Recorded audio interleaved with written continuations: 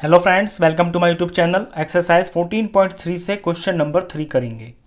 If a figure has two or more lines of symmetry, अगर किसी figure के अंदर दो या उससे ज़्यादा लाइन ऑफ सिमेट्री हैं, should it have rotational symmetry of order more than one, तो उसके अंदर क्या rotational symmetry order more than one होंगी, यानी एक से ज़्यादा रोटेशनल सिमेट्री होगी।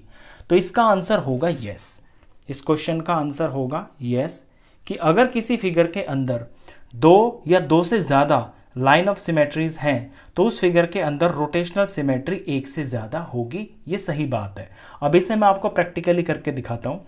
एक एग्जांपल लेते हैं रेक्टेंगल का। रेक्टेंगल के अंदर दो लाइन सिमेट्रीज होती हैं। इसकी जो सामने वाली साइड्स होती हैं, इनके मिड पॉइंट से जब हम ऐसे काटते हैं तो दो आइडेंटिकल पार्ट बन जाते हैं। इसी तरह से दूसरी वाली अपोजिट साइड के बीच में से काटेंगे तो ये दो आइडेंटिकल पार्ट्स बन गए हैं। तो रेक्टेंगल की दो लाइन सिमेट्रीज होती हैं। अब आते हैं इसके ऊपर कि इसमें रोटेशनल सिमेट्री कितनी होगी। तो इसे हमें घुमाना पड़ेगा। रोटेशनल सिमेट्री का मतलब ये है पूरा 360 घुमाने पर वो कितनी जगह पे बिल्कुल सेम ऐसा ही दिखा है जैसा वो शुरू में था।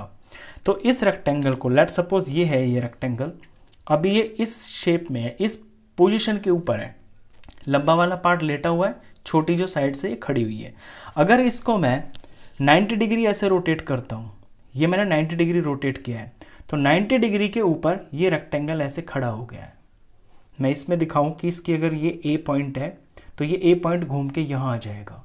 और जब मैं इसे 180 डिग्री ऐसे रोटेट करूँगा तो ये बिल्कुल ऐसा ही लगेगा जैसे ये पहला था। तो 180 के ऊपर ये इस तरह से हो जाएगा और ये जो ए है ये यहाँ आ जाएगा। ये 180 डिग्री के ऊपर है, तो 180 डिग्री के ऊपर ये बिल्कुल ऐसा ही लगा है जैसा ये स्टार्टिंग में था।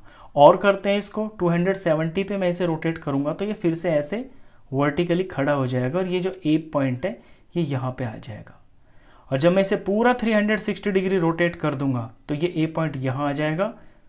ये 360 मैंने रोटेट कर दिया और ये फिर से जो है ना बिल्कुल इसी पोजीशन में आ गया जैसे ये पहले था। ये 270 और ये फिर 360। तो एक पूरा 360 डिग्री घुमाने पर ये दो जगह पे ऐसा हुआ है कि बिल्कुल सेम दिखाई दिया जैसा स्टार्टिंग में था। तो इसकी जो रोटेशनल सिमेट्री है उसका ऑर्डर हो गया है 2।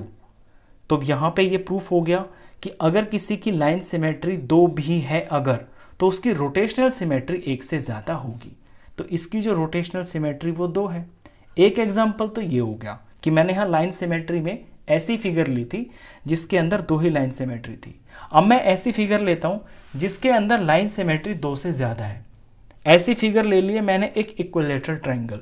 इक्विलैटरल ट्रायंगल के अंदर 3 लाइन ऑफ सिमेट्रीज होती हैं। वर्टेक्स से सामने वाली साइड के बिल्कुल मिड पॉइंट से जो लाइन जाती है वो इसकी लाइन ऑफ सिमेट्री होती है, क्योंकि दो आइडेंटिकल पार्ट्स बन जाते हैं, एक दूसरे को ओवरलैप करेंगे। एक लाइन ऑफ सिमेट्री, ये दूसरी लाइन ऑफ सिमेट्री, इसी तरह से ये तीसरी लाइन ऑफ सिमेट्री। तो इसके अंदर लाइन सिमेट्रीज हैं 3। अब इसको रोटेट करते हैं। रोटेट करना है मुझे पूरा 360 डिग्री। चलिए, ये इसका एक मॉडल है, इसके रोटेट करके मैं दिखाऊंगा कैसे कैसे शेप आएगी। लेट सपोज इसकी ये पहली पोजीशन है, इनिशियल पोजीशन पे ए यहाँ पे है। अभी ये ऐसा दिखाई दे रहा है। जब मैं इसे रोटेट करूँगा तो यहाँ से मैंने इसे ऐसे रोटेट किया।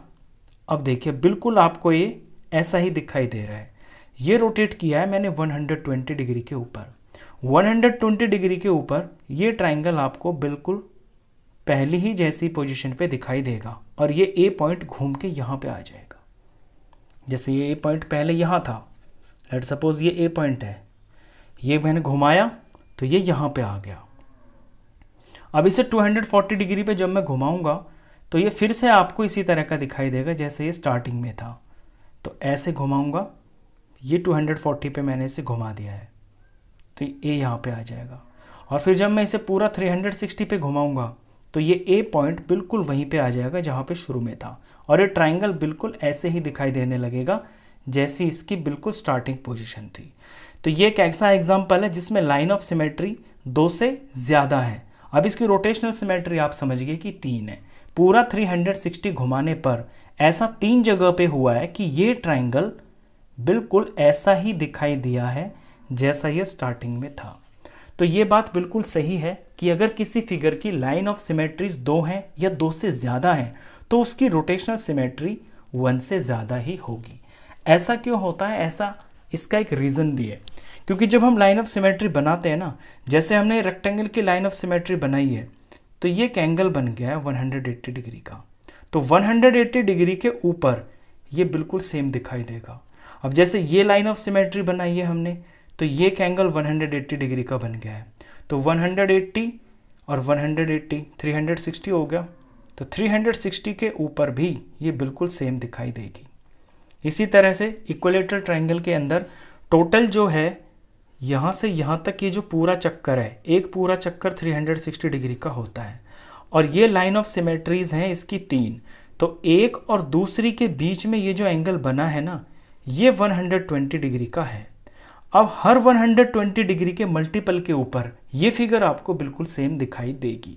तो 120 के मल्टीपल इसमें 3 हो जाएंगे, 1 2 ज़ार 240 और 3 ज़ार 360।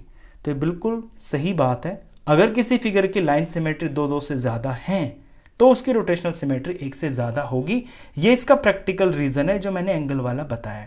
क्वेश्चन खत्म। नेक्स्ट क्वेश्चंस के लिए मिलते हैं नेक्स्ट वीडियो में। तब तक के लिए गुड बाय।